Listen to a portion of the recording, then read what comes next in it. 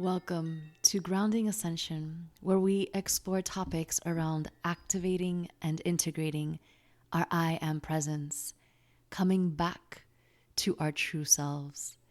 I am your host, Celeste Glus. Hello, everyone, and welcome back to another episode of Grounding Ascension. I am so honored and excited to have a very special guest with us today.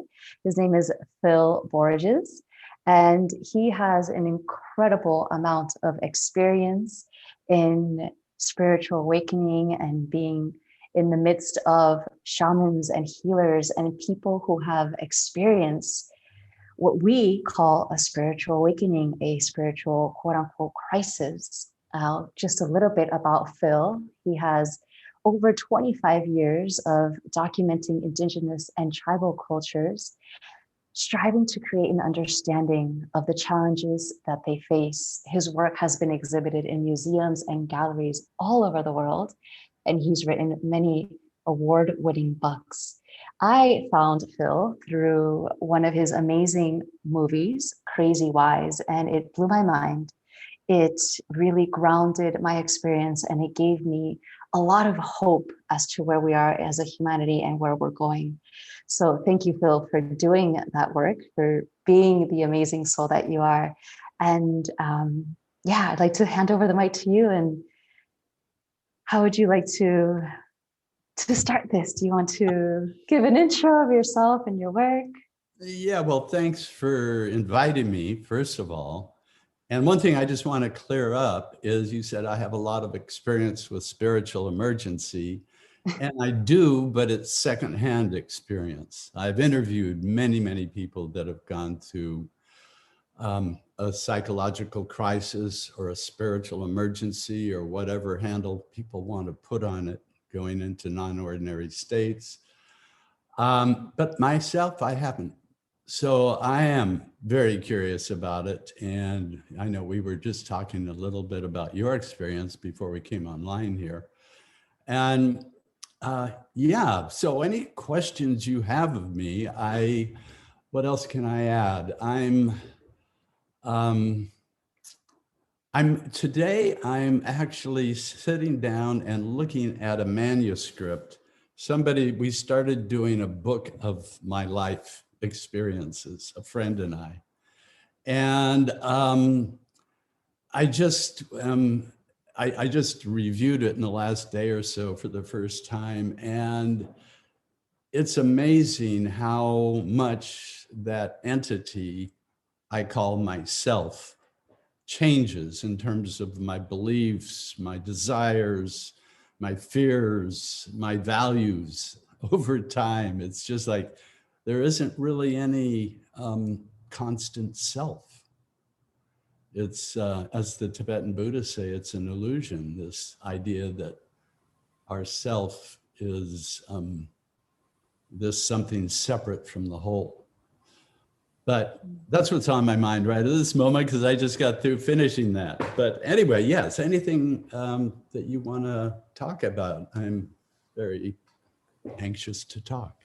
Yeah, and I think it's so beautiful for you. Like you said, perhaps you haven't lived it, but you have this experience of having met so many people around the world in such incredible places, indigenous cultures, and you've actually given access to us in the Western world. At least for me, I would have never thought these people around the world are experiencing similar things, similar situations. So in a way, I guess the experience is, it is secondhand, but it's so powerful to be able to speak to these people and to be there face to face. And I know that you saw it. It started in Tibet. Do you want to talk a little bit about your first experience in Tibet? Yeah, and that was, almost 25 years ago now. But I decided I wanted to do a story on the Tibetan people. And I had heard how they had been taken over, their country had been taken over in 1949 when Mao invaded the country. And I heard more about what was going on there and the repression that was happening. So I just wanted to go over there and do a human rights story. and I end up in this very spiritual culture. And it really opened my eyes to a lot of things, one of which was how differently the Dalai Lama was facing this. He lives in India now. He's lived in India in exile for almost 50 years. And how he was facing this takeover with his country. And I interviewed all these individuals who had been tortured and put in prison for protesting the occupation of their country. And while I was doing that, he gave a public address to all, which included a lot of the refugees I had interviewed.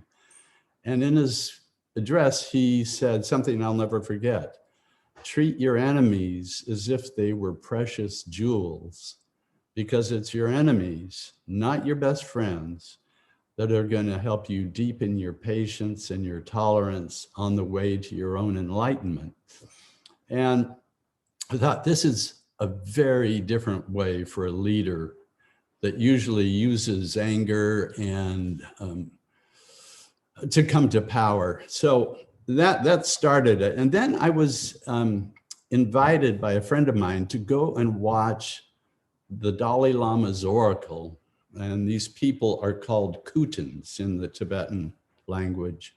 People that can, what we would say, channel non-disembodied spirits. In this case, the spirit was the Nechung oracle, considered by the Tibetan people to be the protector spirit of the Tibetan people. So I was invited to watch this Kutin, who was a 30-year-old monk, go into trance. And in this small monastery where he was a monk, only about 40 other monks in the monastery. So it was a real intimate gathering, and they started chanting and beating their drums, and they put a big ceremonial hat on his head. His eyes rolled back, and he went into this trance, and he started talking in what sounded to me like a very different voice. He was speaking Tibetan, and the monks were writing down everything he was saying. And then he collapsed, and they had to carry him out of the room. And so I didn't know what to think. I thought, this could be a ceremonial theater production. It could be real. He could have, contacted some spirits. I didn't know. I was open to anything. But 2 days after my friend and I were in there, invited to see this, I got to interview him. And one of our questions was, how were you chosen to be a Kutin? And he described hearing voices, having radical mood swings, personality changes.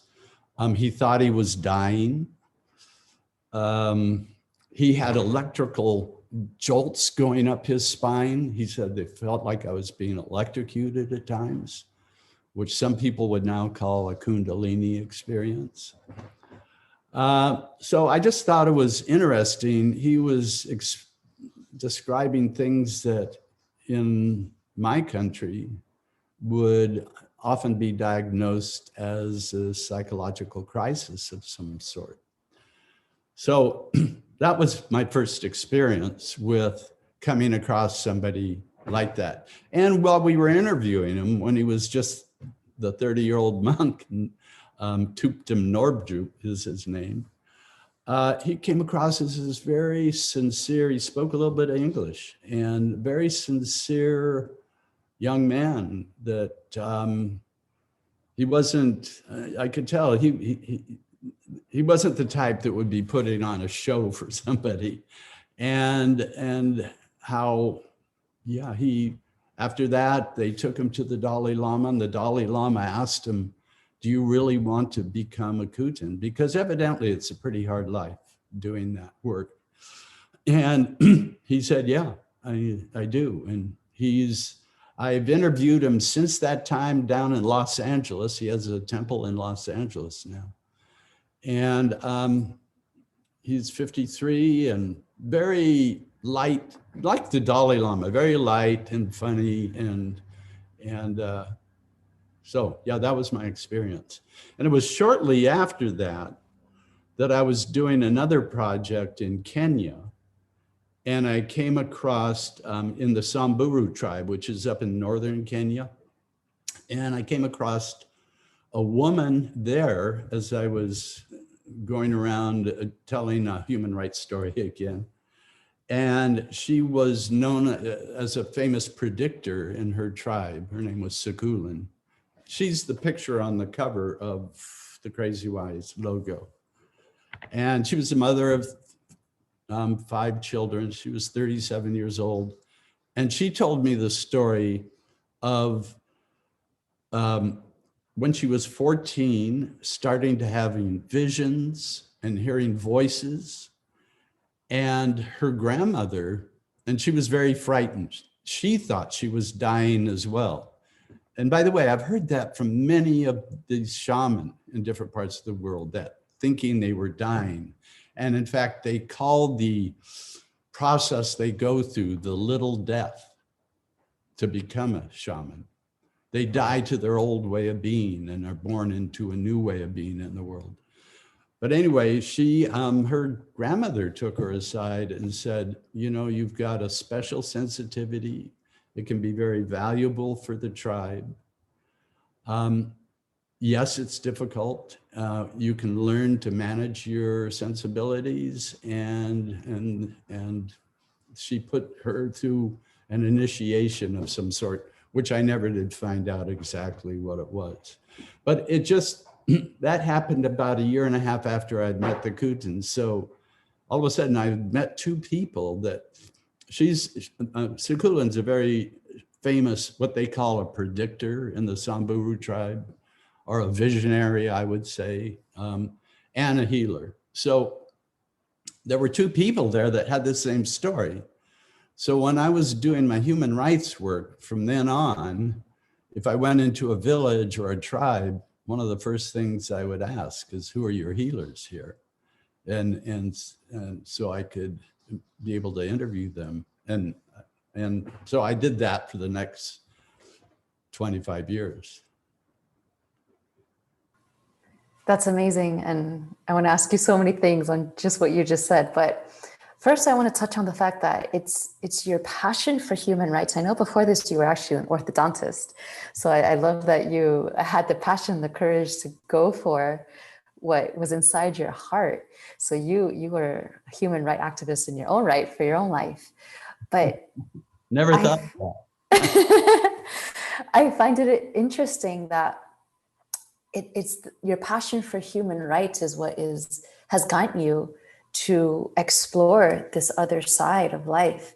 And I almost feel a connection where it's a human right that we are now reclaiming, to be able to live this life and this experience for in my experience in my life, what I've lived, right? Because in our Western world, it's not a right. We're not allowed to live those things. And like I was saying before we came on here, it took a few years to wrap my mind and really get centered back into my life and into a regular life. And it's not really normal. It's not really accepted. And I feel that there's some kind of connection there with your passion with human rights and bringing in the fact that this is okay to be experienced and it's actually needed. Because if you want to share about how in all of your communities, like you just said, you would ask, who's the healer? I want to speak to the healer. And there was always one, correct? Mm-hmm. And they almost all of them would go into alternate states of consciousness. I like to call it extraordinary states of consciousness to do their work. And many of them were identified in their youth by having a crisis. I'd say the majority of the people I talked to. And sometimes it was a physical crisis where they got very ill and almost died, but most often it was a mental emotional crisis, what I would call, where they were frightened because of their shift in their reality. in terms of hearing things other people weren't hearing, or seeing things other people weren't seeing. So, yeah. Yeah, and that goes to what you just mentioned about the death of the old self and having to experience that in this process, right? My experience was I was in a total car crash. I fell asleep at the wheel.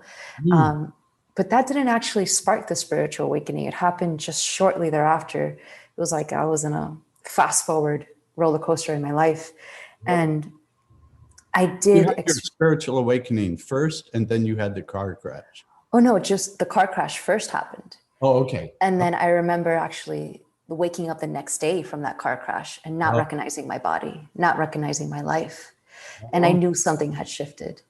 And just, I would say about a year later, I had this massive spiritual awakening and this process of the death and the rebirth, right? Leaving behind the old self, which what you just started this conversation with, right? Like there is no true self. Right. Yeah. Well, that's what I've come to believe anyway. Yeah. Yeah.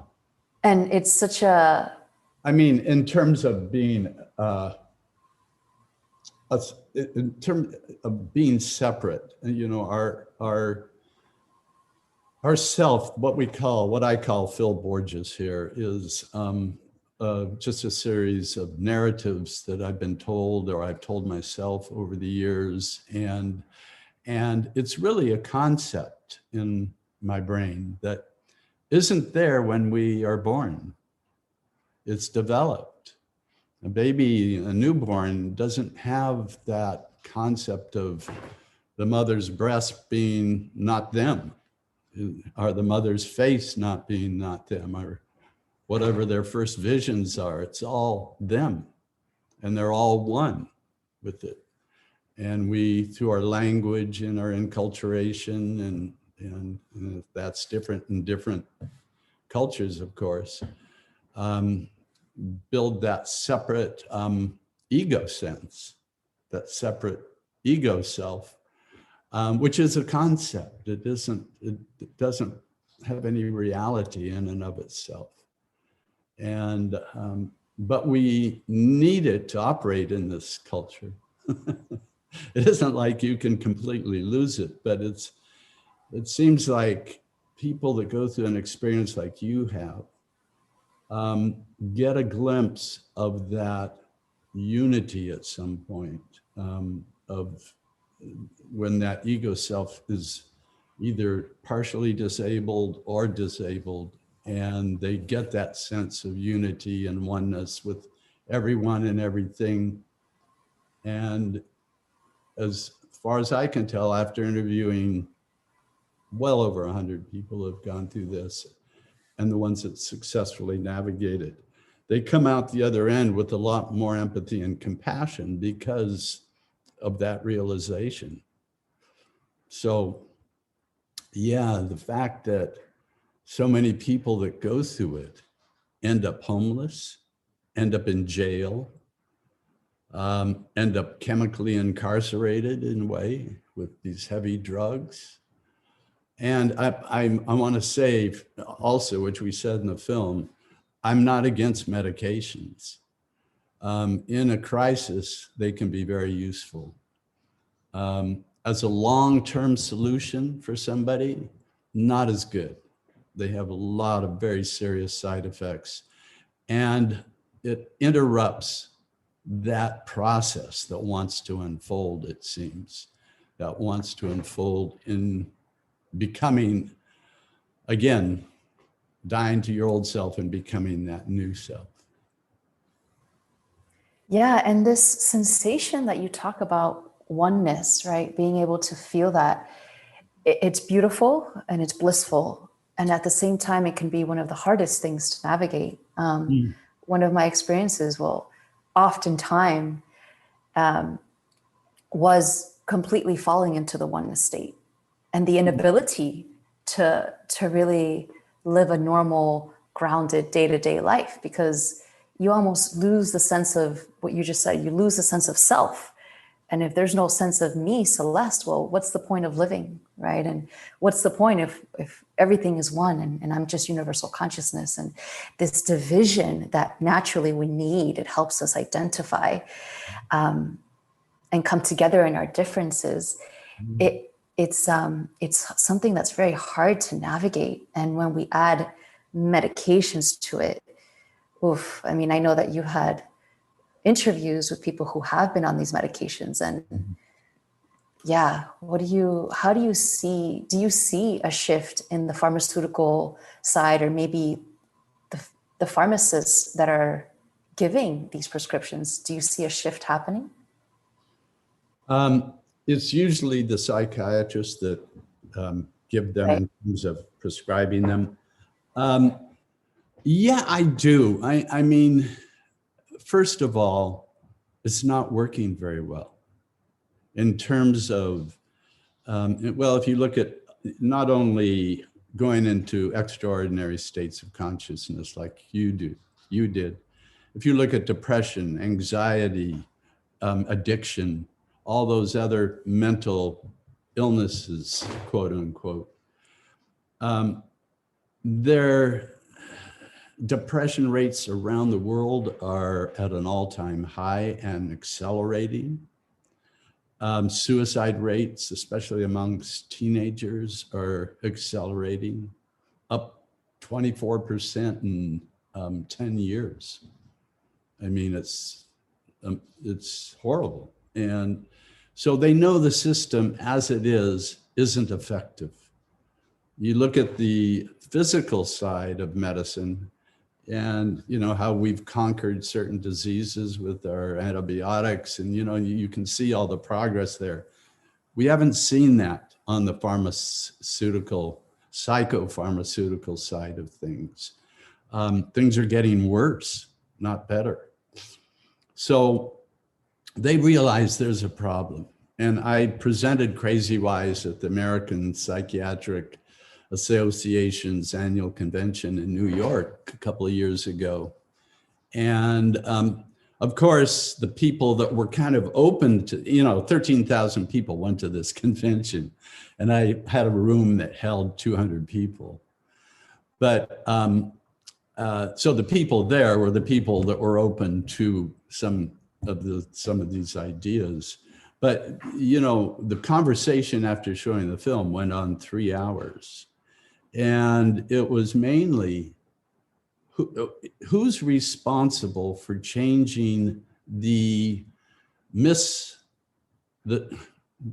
not misinformation, the untrue fact that mental illness is due to a chemical imbalance of the brain. And that's the way we are addressing it. Okay, you've got a chemical imbalance of the brain, so we have to rebalance that with these other chemicals. That paradigm has never been proven, and everybody knows it. If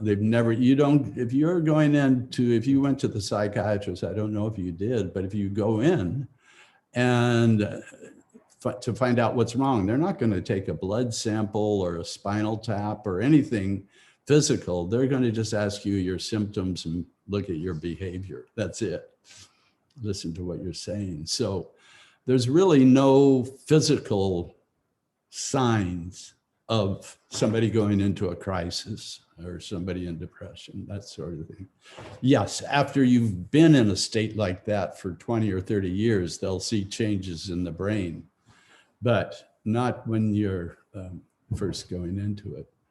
So that whole paradigm is not only untrue, it's very, in my opinion, very harmful.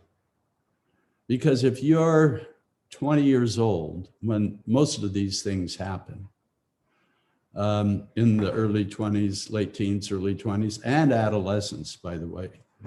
And you're away at college, you've flunked a test, or your girlfriend or boyfriend broke up with you, and you go into one of these states.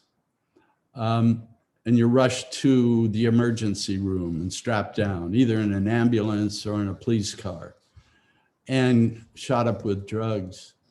And then when you're halfway conscious again, you're told you have a chemical imbalance of your brain. We don't have a cure for it now, but we can put you on these medications so you can lead a somewhat normal life. You can imagine how frightening that would be to somebody in that age group, and having their whole life ahead of them and realizing they've got a broken brain. And you're being told that by an expert. So that's just in the shamanic world, that would be like casting a spell on somebody. And the spell is you can't recover. You're going to live with this forever. You're going to be less than 100% functional. And so it's a very, not only untrue paradigm, it's a very damaging one. Yeah, and especially at a time where all you need is just absolute support, right? I was sharing with you that luckily at the time of experiencing all of this, I had my husband with me. And for some reason, he fits the attributes that you said. You want somebody to be funny and laid back and not take life so seriously. And that's much of how he is, and completely supportive and open-minded through the whole process. Meanwhile, I'm thinking, I'm losing my mind. I just rather die. This is crazy. And so, yeah, it's at a time where you're so sensitive and so sensible, and like anything that is said to you, I mean, is like a stab in the heart, right? Just taken as your complete Bible and truth. It's intense. It's intense what's happening in the medical field. Can you share what you see in the communities, or what you've seen in the communities to support the process of these awakenings and these experiences? In the tribal communities? Yeah. Well, in terms of what I saw in the communities, I saw that these individuals were very honored. The people that had gone through this experience years before, and now they were a respected healer or visionary in their community. They were just very honored, and people used them. I mean, for the problems they were having, the illnesses, and I don't know about the mental aspects of illnesses that they were addressing, but I know the physical. I saw many healings that were, many ceremonies that were done for healing of young kids and women in their pregnancy at one point. So what I can say about how the community is with those individuals is they're very honored and respected and relied upon.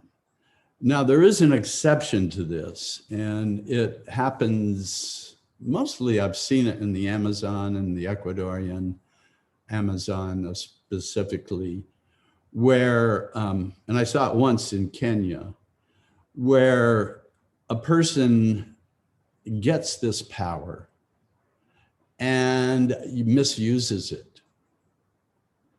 And they call it black magic. That's the common term for it in these areas. And I went into one village in Peru, and we were the first people into this part of Peru, first outsiders, first gringos in this little village in Peru. We went down this wild river to get there. And I was all excited to meet the shaman in this village. I was doing this program I was being the host for National Geographic. And we got to this village and we asked about the shaman, and they had all been killed because they started practicing that. And if you start using it that way, anything that goes wrong with your family, you can blame it on the shaman as casting a spell on you. And they literally killed them all. So it has a shadow side. I'm not sure what the power is, to tell you the truth. I could tell you stories about things that have happened to me and that really jolted me and my reality. But evidently, yeah, if that starts happening, um, that can happen. But more often than not, the people I met were very respected in their community. And this example actually reminds me of what I've read and heard from your other documentaries, where having a mentor or having somebody by your side to see you for what you're actually experiencing and then hold your hand through that is absolutely a huge stepping stone. I remember one time you said the example of the older woman and the younger child, how they would spend hours and hours and hours throughout the day together. And of course, from your mind, it was like, why are they spending so much time together? The two totally separate, what do they have in common? And the commonality was, like you said, they were both, the older woman is going back into the spirit world and the younger child is leaving the spirit world. It just came into the spirit, just came in from the spirit world. Yeah. Correct. Yeah. Yeah. So is that the mentorship and the guidance, is that something that was a repeating link in what you saw? Oh, yeah. Yeah. Typically, the people who took, when somebody would go into one of those states, either having these visions or voices or personality changes or feeling they were dying, thinking they were very sick, typically they would get an older shaman to be their mentor. Sometimes it was a grandmother that was very wise, but often it was an older shaman, somebody who had been through it themselves. And so they knew that territory and they served as a guide for them, taking them through their initiation. And here in the States, we have, and in Europe, of course, in the Western world, we have now a large peer movement where people, much like yourself, serve as a guide for somebody that's a young person that's just entering one of these crises, and can be of great assistance because of that. And that's a great tool. Pardon me? That's a great tool for any of the listeners who are thinking, where can I have some assistance, right? I don't have anyone that's immediate around me. Yeah. There's an organization out of New Hampshire, I believe, Intentional Peer Support. And they have a good database of people that can help. And on our website, crazywisefilm.com, we have a resource page and where you can access peer information about peers. But it's a very strong movement. And since fully completing the documentary, you said that now you are really interested in working with neuroscientists and the development of the brain. Is this work also related to what is happening in the brain throughout these experiences, or just overall? Well, you know, I'm not working with them, but I'm interviewing them to see what they're up to, and reading their papers and listening to their TED Talks. And I've got a couple of them on our website, on the Crazy Wise website. Yeah, I mean, I'm very interested in that because it has tied together so many things I've heard, and I have a scientific background myself. I mean, in terms of going through a physiology major and then going through dental school, you get a lot of that. And so I really love the fact that I see spirituality and science coming together as they have these new tools to look at the brain and what happens under certain subjective experiences. And so the fMRI, the functional magnetic resonance imaging, has allowed scientists to look at blood flow in the brain.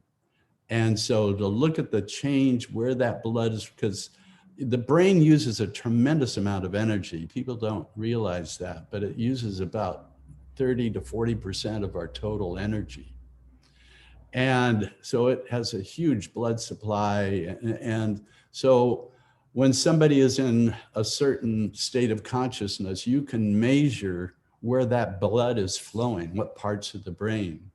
So now they're mapping the brain in a very interesting way. They're mapping it in terms of networks. So when I went to school 1,000 years ago,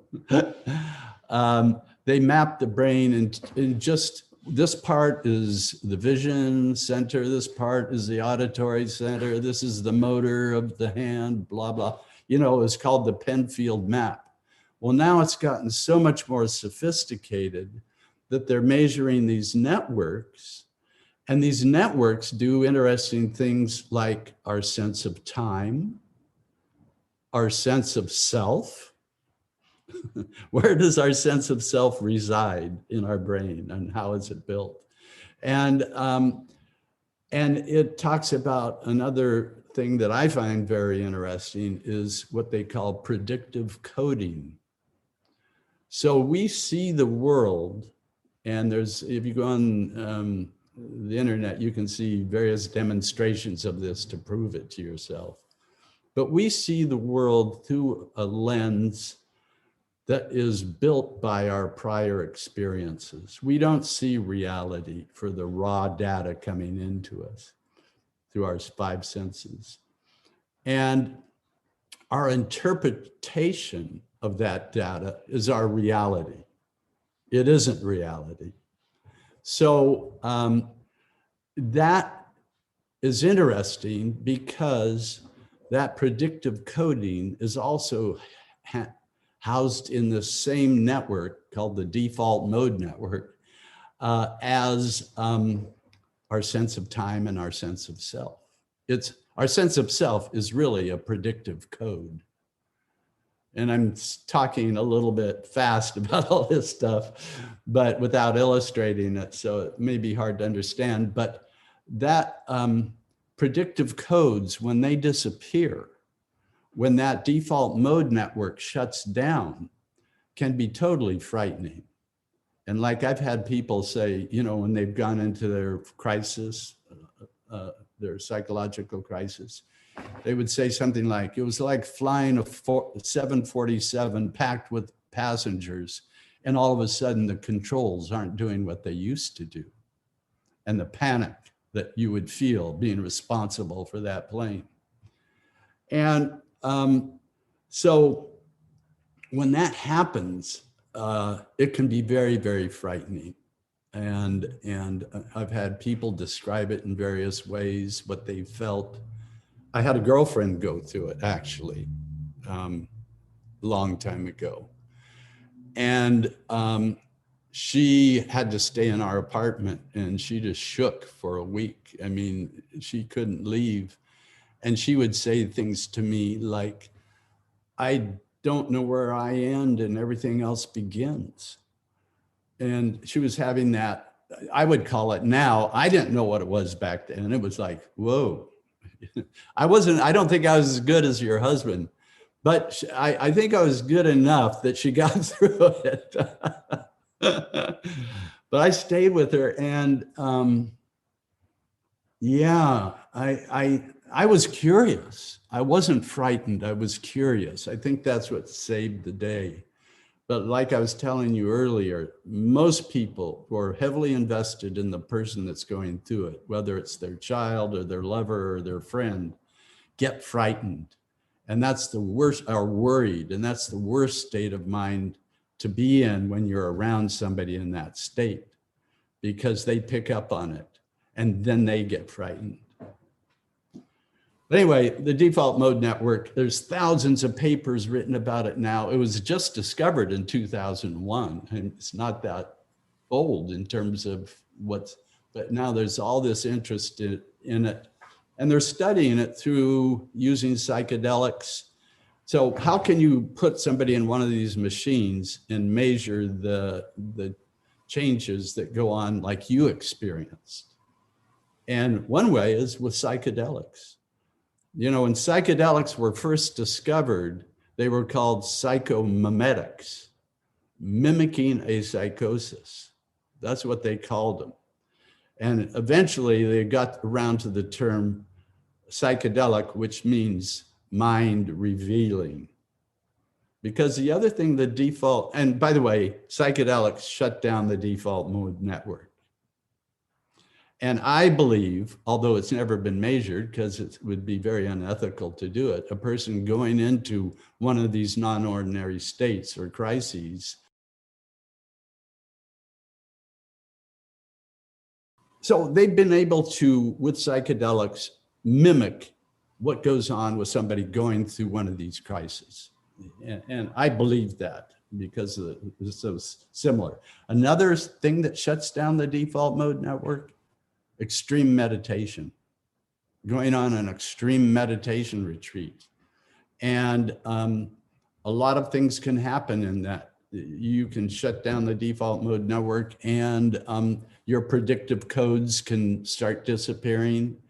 And also, the other thing the default mode network does, evidently, it contains, it unites the front part of your frontal lobes with the bacterial part of your brain called the posterior cingulate cortex, along with the brainstem, which houses the limbic system.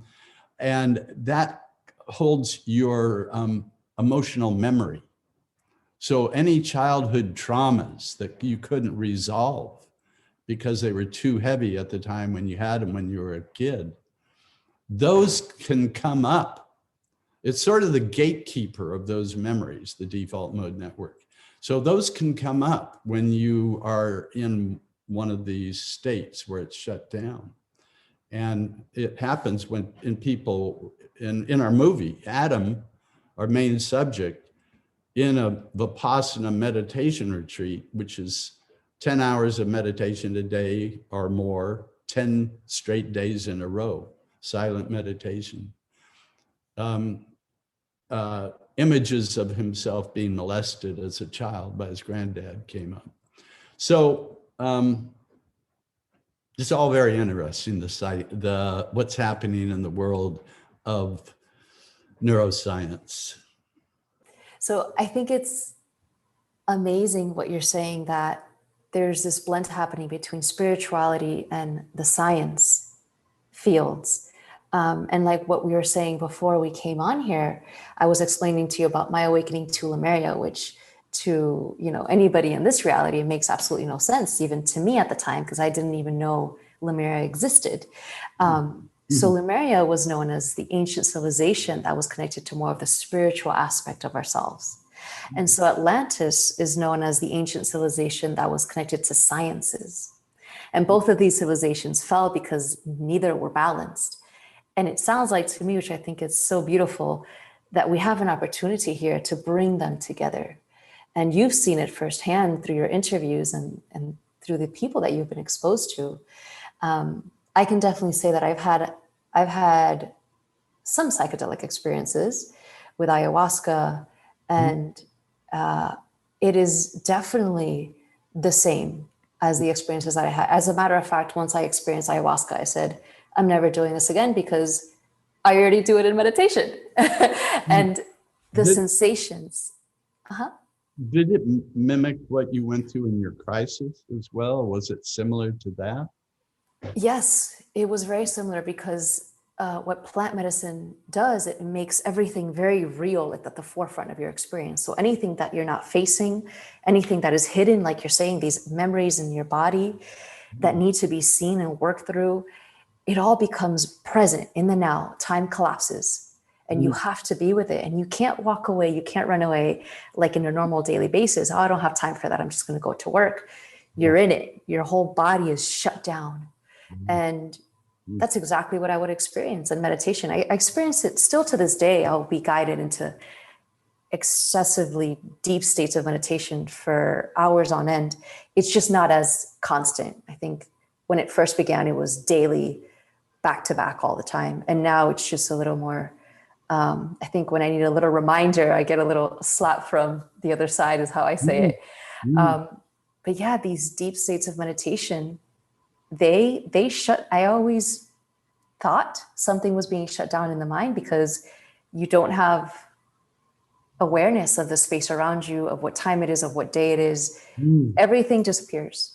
And all of a sudden you're just transported into another dimensional reality, and the information that's given, it's not up to you. Yeah. And were you blindfolded during this time, or were your eyes open? No, always, since the very first day that I've had these experiences, it would I start mean, with, ayahuasca. oh, ayahuasca, eyes closed, just out of option. Mm-hmm. Yeah, I think the darkness has a lot to do with the brain, at least in my experience. Mm-hmm. Just closing the eyes, and actually, I always choose to put on an eye mask. It Yeah. helps me just go a little deeper and center into the experience and the information. Yeah. Yeah. Wow. Good for you. I know that people like yourself that can go into these non-ordinary, extraordinary states. Sometimes it can be a little dicey to have them do a psychedelic like ayahuasca or LSD or mushrooms. Um, but it sounds like you've got enough of a handle on things that you can handle that. Oh, I definitely wouldn't do it. I mean, this happened in the very beginning of my process. Oh, or I you ever, was, the car accident even? no, actually, after I had already had my awakening, and I thought that turning to the plant medicine would help me understand things. But it didn't really ground the experience. It definitely gave me information, but since then I haven't done it because, like you said,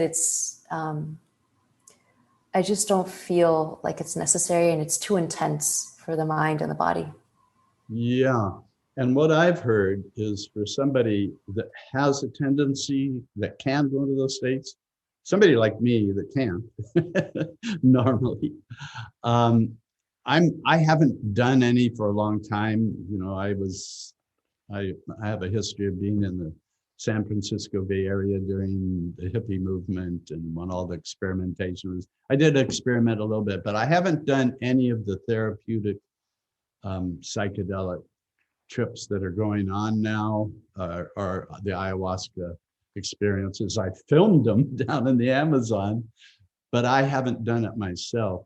But somebody that has a tendency to go there, it's a little more dangerous because there usually you have to learn how to ground. That's what you've had to learn how to do, right? You've had to learn how to ground yourself when you start going there and your predictive codes start disappearing or whatever is happening.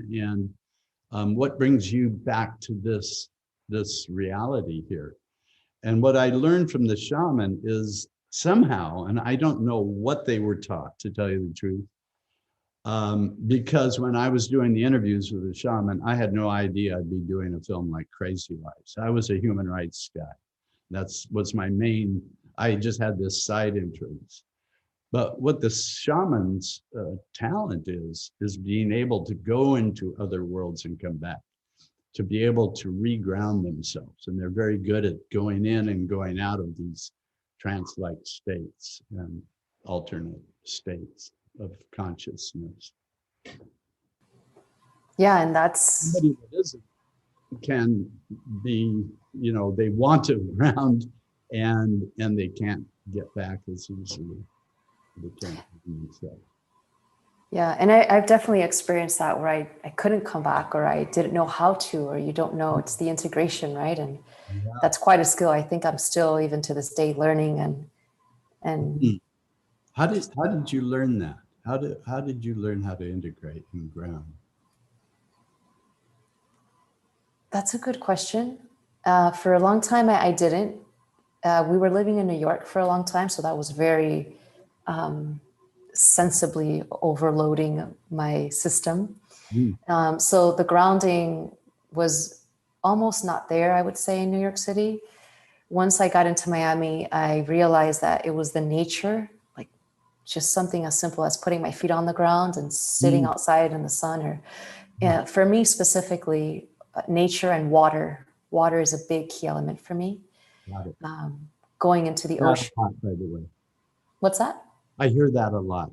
Nature, grounding, doing gardening, get your fingers in the dirt. Yeah, water. That's very common, a grounding technique.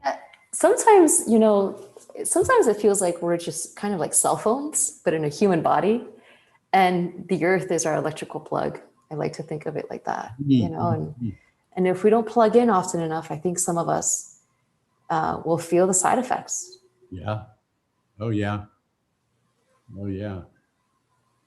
I like that you mentioned in one of your interviews, or maybe it was just earlier today, you said we're building in this process a relationship to spirit. I think I might have picked it up from one of your past interviews.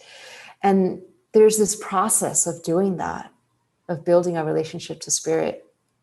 Can you share some of the things that you were sharing with me earlier about what are the fundamental things or attributes that make this process a little healthier? Or easier. You mean, we talked a little bit about, I had to review my list because I always talk about it. The things of people around you that will really be helpful. And so when you're in one of those states, the enemy is isolation. You want to have some personal connection of some sort. And maintaining personal connections. And that goes, and I talked about not having somebody around you who's getting frightened by you. Having a peer, which we've talked about, having somebody who's gone through it is very important. Having a community of people would even be more ideal. And even people that, I get calls a lot from people who've gone through these experiences and they're alone. I just talked to somebody in Portugal yesterday. He's all alone over there. He has nobody to talk to about what he's gone through. He happened to see one of my TED Talks. And so that's what I recommended. Get in touch with a peer community in Portugal or a group of people that have gone through this and are talking about it. And that's very important. And of course, the basics. Make sure you're getting enough sleep, nutrition, and exercise, and being in nature. And yeah, like we said, I mentioned like what your husband was, light and funny, not worried. You want to be around people like that. They don't have to, they could be like me. I've never had that experience, but they need to be light and not be in a serious, worried mood. That doesn't work. So those are the things. Is that what you were getting at? The things that are helpful to be around when you're in a non-ordinary state for the first time, especially. Yeah, or just dealing with this process. I'm seeing a lot of people now, especially in Hawaii, because people feel they have a lot of memories come up in their body when they visit Hawaii and they experience, for example, I'll be driving in the mountains and my whole body will start shaking and sometimes I'll start crying and I'll have memories come up and it's like, what is happening? If I didn't have my past experiences, I would think I'm going crazy, right? So I think all of these things that you just mentioned now really help to just be receptive and really take care of the mind and the body and ground and eat well. And all of these things really do make a difference when you start to experience something that's completely out of left field and not normal. Yeah. And did I talk about the things that didn't help in our interview here, or did I talk about it before we got on the air? I know you said being in fear. The paradigm by which our mental health system looks at these experiences as pathology, as a chemical imbalance of the brain. Have we talked about that? Yeah. Okay. All right. How it's completely off. Yeah. Yeah. Yeah. So yeah, that's a very important one. I wanted to make sure I got that one in because that's a mistake that's made over and over. And like one of the people in our film, Will Hall, he said, you know, when I went in there and they told me I had this chemical imbalance in my brain and better reduce all my expectations of the goals I had set for myself, because there's no cure for it, and I'll be on these meds for the rest of my life. He said, that was just like somebody casting a spell on me. You know, here's this authority figure that has all the answers and casting this spell on me to keep me in that state of thinking I'm broken. And that's one of the big things that happen to people in that state that is so harmful. And it's still happening a lot today. Yeah, and it's so easy to believe that when you're in that state because you're just so susceptible to anything that anybody around you will say. So I think it's really important to only share with the people that you feel are receptive and able to support you through the process. Yeah, exactly. Yeah. Amazing. I loved our conversation today. Do you have any final thoughts or words as to our new generation? I am seeing a lot of people awakening now, especially even what has happened this year specifically. I think people have been forced to have their own mini awakenings. Yeah. And do you have how do you see us creating a healthier platform, or how do you see us moving forward in a more balanced way where we can integrate spirituality and science in our Western world, given what you've learned from all of these communities and scientists? Yeah. Well, first of all, you know, what we're going through now, we're in the middle of the COVID pandemic, right? And it's disrupted a lot of things. It's put a lot of people into a crisis situation. And just like a personal crisis, much like you went through, we're going through a collective crisis. And in any crisis, there's opportunity. There's opportunity for growth in any crisis, I think. And so now we're presented with an opportunity, you know, slow down. You know, as I told you, I'm looking at this manuscript of my life right now. And I'm looking back and I'm saying, my God, I was frenetic. I would get home, and I was home for 3 days, and I'd jet off somewhere else to do my work in another part of the world. And for the last, since February, I've been home in one place. And it's given me time to reflect and really think about all these things I've been exposed to. I've been so fortunate to have all this exposure that has really been my personal spiritual journey. So I think that's one of the things I've learned. I think we can all learn. You know, I do meditate every day, but only about 30 minutes. But to sit still and not be so distracted by everything in our daily lives, set aside some time to be still and just be present in that stillness is a very important thing. But in terms of our collective crisis, to have us all slow down in this economy that's eaten up the environment, to have it slow down is not a tragedy. I know it's difficult on some people more than others, and that's really unfortunate. But I think it's going to be necessary, and we've got these major crises to solve as a species if we're going to maintain our existence, really, in terms of climate change and now the pandemic and polarization. You know, being, you know, and the internet's responsible for a lot of this. We get in these silos of information and belief, and pretty soon my silo doesn't agree with your silo, and we're at each other's throats. Look at our election right now. And so we've got these problems to solve and think about, and just slowing down and really thinking about them and what are the solutions.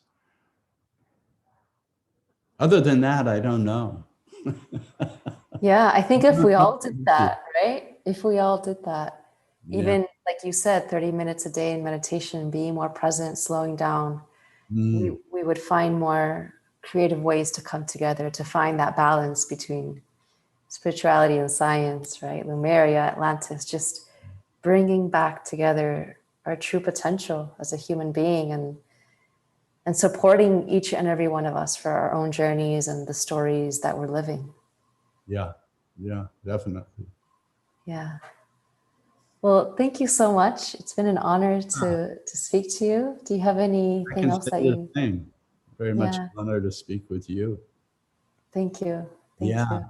to speak with people that have had these experiences and are now, like yourself, putting it out there for the benefit of others. And yeah, like you say, so many more people are going through it. So you're really providing a wonderful service. So thank you. Thank you. I appreciate that. And with that, we will close today's episode of Grounding Ascension. Until next time, Aloha. aloha.